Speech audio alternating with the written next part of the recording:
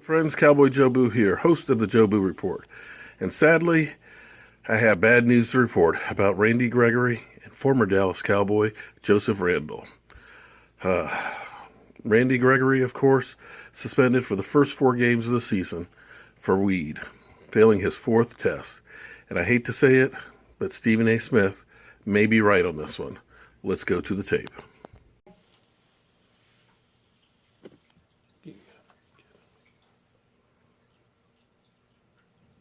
Was suspended 4 games for violating the league's substance abuse policy. The failed test occurred during the 2015 season. Gregory fell to the 2nd round after failing a drug test at the scouting combine in April. Stephen A., what does this say about Dallas?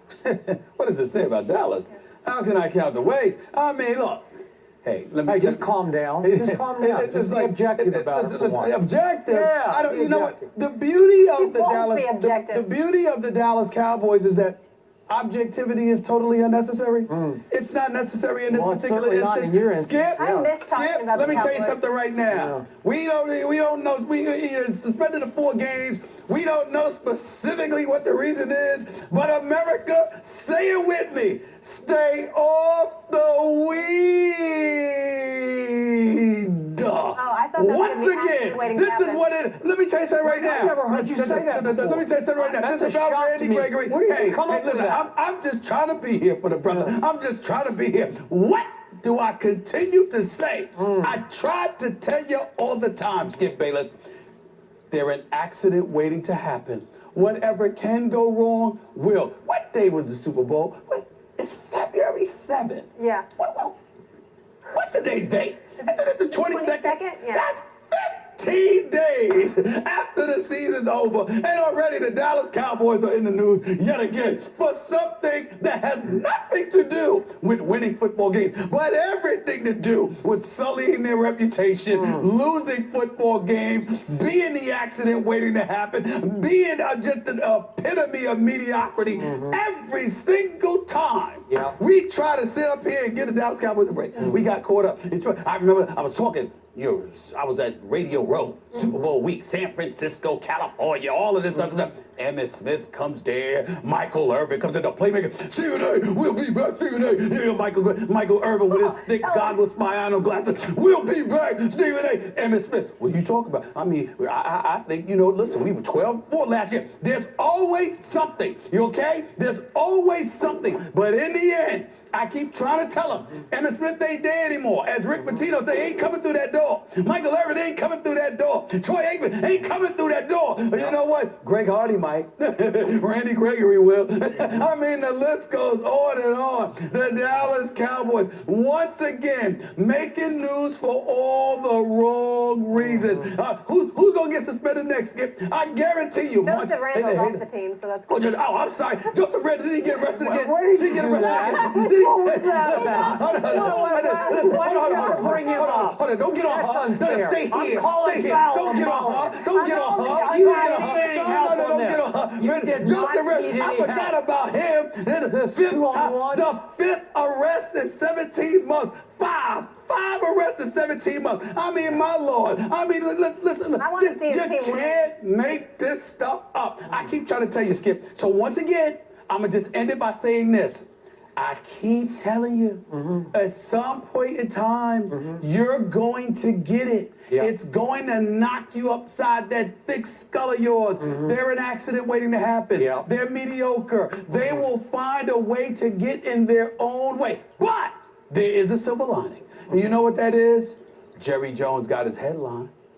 Oh, we so happy. Jerry Jones, did you pull it off? How's it feel, Jerry Jones? You're in the headline again for the Dallas Cowboys, because any publicity is good publicity. It keeps America's team in the spotlight. Way to go, Jerry. Way to go.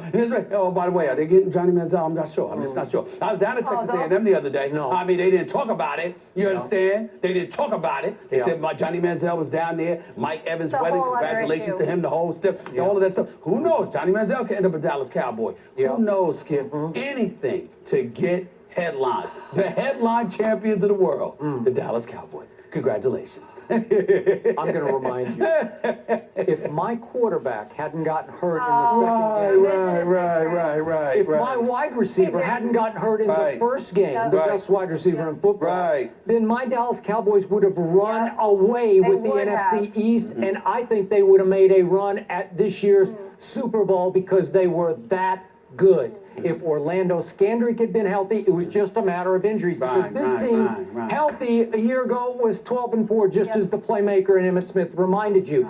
And they did beat Detroit in a home playoff game, and they did beat Green Bay in an away playoff game, except that was a catch. You know it, and I know it, and he knows it, and she knows it. I have no recollection. So, yeah, I do. Because that was one run short of the NFC Championship game. They had already won at Seattle. They would have won there again. They would have been in the Super Bowl a year ago. And then, of course, they would have lost to the New England Patriots, but that would have been okay because they would have won the NFC, and then they would have come back, and if Romo had stayed healthy, they might have won the NFC again. And they might have. Yeah. So here's the point. Here's what you don't understand about my man, Jerry Jones. Jerry Jones built a dynasty taking risks back in the 90s. He took all kinds of risks. He built the team as the architect and GM of that team. They should have won all 4 Super Bowls, but they did win 3, and they lost narrowly in the NFC Championship game at Candlestick Park to San Francisco in the one year. They didn't make it, so they came that close. Problem was that Jerry took a lot of risk that paid off in the 90s because Michael Irvin, God bless him, he was a big risk. We're talking about off the field.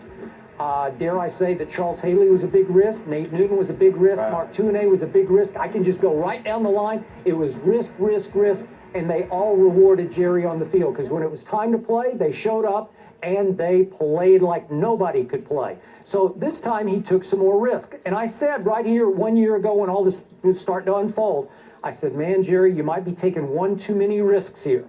Joseph Randle was a little bit of a risk. I didn't know he had this much trouble in his off-field life, but this is a very troubled young man. As you know, he's got all kinds of issues going on right now.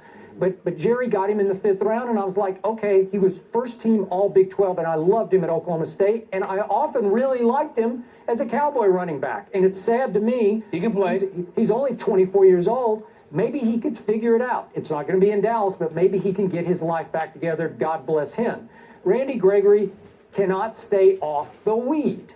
And we knew that in college, and he bounced all around in high school. He's got trouble. And I thought because Coach Herman Edwards offered to be a mentor of his, I thought, well, maybe he'll get it together. He talked about how I'm in Dallas. This is my dream team. This is where I wanted to be. Maybe he could keep his life together, but he has not figured it out. But again, he would have been a top 10 pick, and he fell all the way to 60th in the bottom of the 2nd round. So you didn't waste that big a draft choice on Randy Gregory, if in fact you've wasted one, because he's only 23 years of age.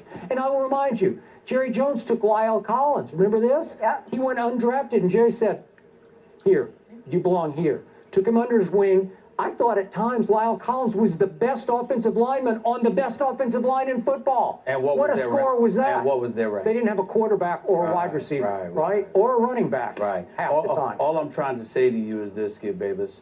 Y'all are the headline champions of the world. You win headlines. Because they're America's team. If this had been any other team, nobody would have cared. It would have come and it would have gone. That's right. Who cares about Randy Gregory? But we care because Randy Gregory, first of all, you know you bad when you can't stay off the weed for the NFL Scout Combine.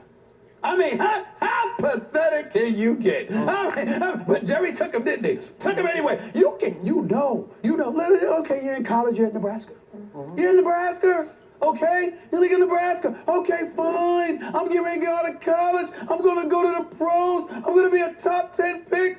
I'm going to make millions, and I can't stay off the weed. You always kill me with this argument. You act like somebody can just choose. I think I'll stay off the weed because I'm going to go to the NFL. What if he's got a problem? What if he can't stay off the weed? Maybe you need to get it fixed. Really? Yeah. Do I need to get a Hallmark card? I need sympathy? Yeah. Because you can't stay off the weed? Because you can't stay. Maybe you need some help. You know what? Let me say something I haven't said on First Take before. Do you know how much of an insult that is to legitimate weed smokers out there? The weed smokers out there, if you sat up there and you went to them and you said, don't puff, stay off of it because